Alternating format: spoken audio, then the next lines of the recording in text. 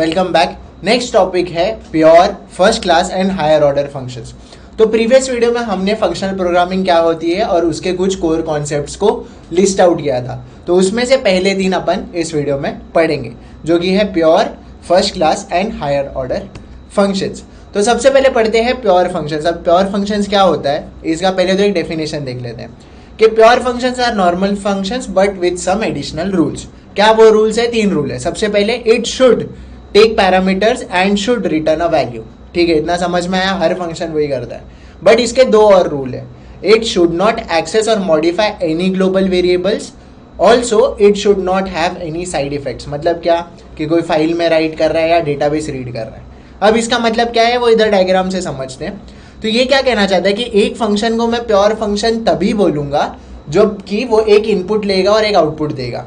इसके बीच में कोई भी स्टेट चेंज नहीं होगा। स्टेट चेंज नहीं होगा मतलब कि उस पर कोई भी डिपेंडेंट टास्क नहीं होना चाहिए। उसका काम क्या होना चाहिए, जैसे 2 नंबर दिया तो सिर्फ उसका एडिशन करना है। अब उस एडिशन को डेटाबेस में स्टोर करना है या फाइल में राइट करना है, ये सब उसका काम नहीं होना चाहिए। अगर ये चीज़ वो सेटिस्फाई करता है तो वो फंक्शन को हम बोलेंगे कि वो प्योर फंक्शन है।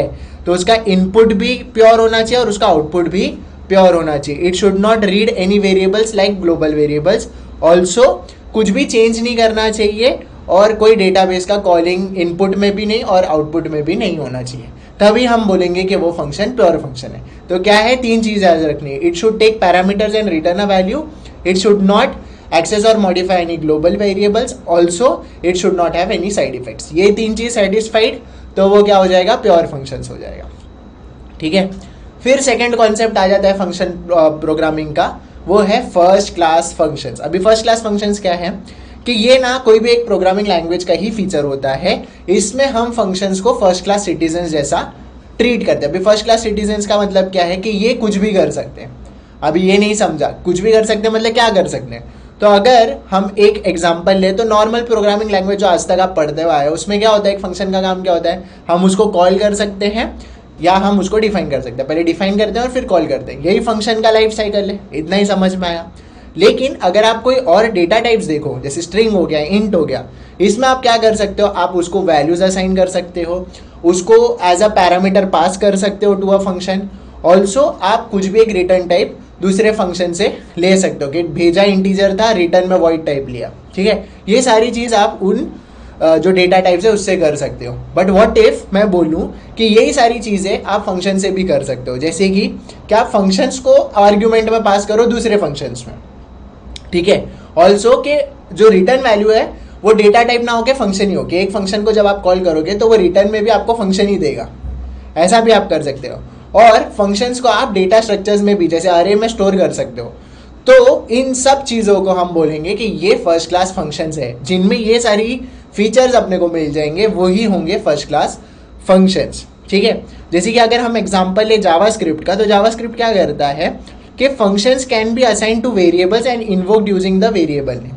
क्या आप जावास्क्रिप्ट में क्या कर सकते हो कि आपने लिखा वेयर फंक्शन या where my function equals to और कोई भी एक फंक्शन का आपने वो दे दिया डेफिनेशन, और फिर आप उसको कहीं पे भी कॉल कर सकते हो। तो ये फर्स्ट क्लास फंक्शन का फीचर हो गया। उसी तरह पाइथन में भी आप दूसरे फंक्शन को एक function as a parameter pass कर सकते हो, तो वो भी पार्शियली फर्स्ट क्लास फंक्शंस को सपोर्ट करता है। मैंने आपको लास्ट वीडियो में बताया था कि प्योर फंक्शनल प्रोग्रामिंग वाले लैंग्वेजेस है वो हमने देखे थे, बट जावास्क्रिप्ट हो गया, पाइथन हो गया, ये भी पार्शियली फंक्शनल प्रोग्रामिंग को सपोर्ट करते हैं। जैसे कि अभी आपके सामने इसका एग्जाम्पल है। तो कुछ कुछ जो फीचर्स है जैसे फर्स्ट क्लास फंक्शंस है वो JS और पाइथन सपोर्ट करते हैं, कुछ फीचर्स को नहीं करते हैं। इसके लिए हम उनको प्योर फंक्शनल प्रोग्रामिंग लैंग्वेज नहीं बोलते हैं।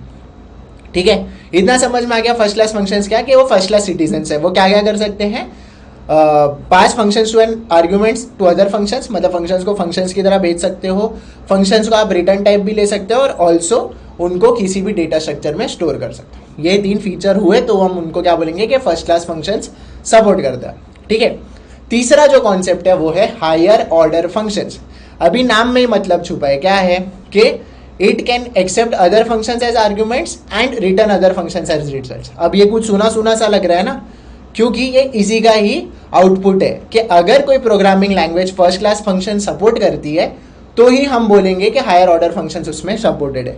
मतलब ये क्या करता है कि आर्ग्यूमेंट्स में आप इनपुट या फंक्शन दे सकते हो इस हाई ऑर्डर फंक्शन को, और ये आउटपुट में आपको फंक्शन या कोई आउटपुट दे सकता है।